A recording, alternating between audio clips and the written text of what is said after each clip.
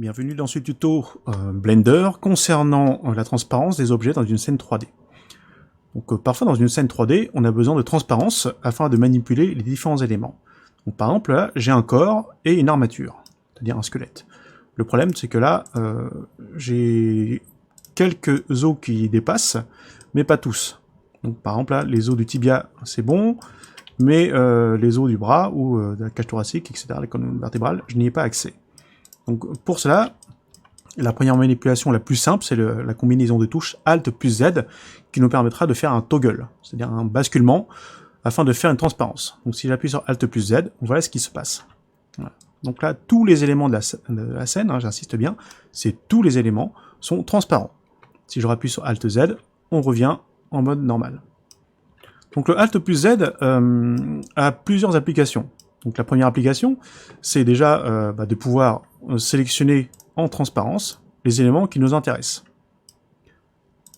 Donc en plus, le Alt plus Z nous permettra de sélectionner des sous-éléments d'un objet. Donc, par exemple là, sur la modélisation, je vais passer en mode Edit Mode. Si je veux sélectionner donc des edges qui sont visibles, c'est-à-dire ici là, devant, et des edges qui sont cachés derrière le personnage, j'ai tout intérêt à me mettre en transparence.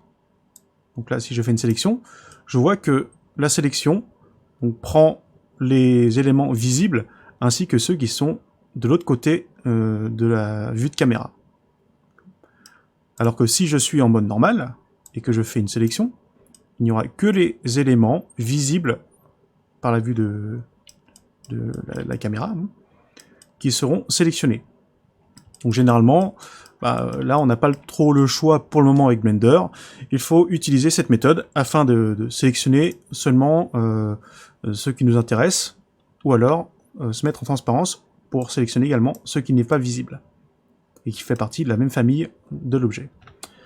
Donc voici la première méthode. La deuxième méthode, qui est un peu plus longue, donc là je vais revenir en mode objet, est un peu plus laborieuse, mais va nous permettre de placer une sélection en transparence. Donc déjà en mode objet, je sélectionne l'objet qui m'intéresse. Ensuite, je viens ici là dans l'outil Shading, Viewport Shading. On clique sur le chevron, la petite flèche qui est ici, afin d'afficher le Viewport Shading. Et il faudra se mettre en mode objet, ici. Donc je clique sur objet. Une fois que j'ai fait ça, donc toujours avec l'objet sélectionné, je viens sur l'onglet Object Properties, qui est ici.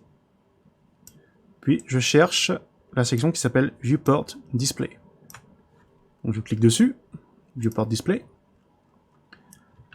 Et là, on va changer la couleur de l'aspect du personnage.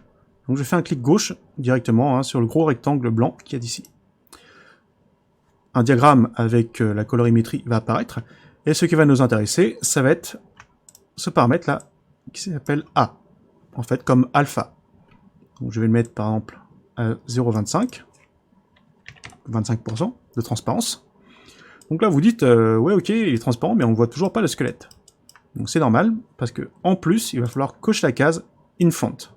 En cochant la case In Font, voilà, c'est bon. Donc maintenant là, sans activer la transparence globale, nous avons activé une transparence sur un seul élément de la scène, donc un seul sujet, un seul objet. Et là, on peut voir que la manipulation est quand même laborieuse, parce qu'il faut cocher tout un tas de choses. Par la suite, quand vous voudrez penser donc, à remettre l'objet correctement, il faudra refaire le processus inverse. Bon, les deux méthodes ont des avantages et des inconvénients. Utilisez la meilleure, parce que pour l'instant, Blender fonctionne comme ça.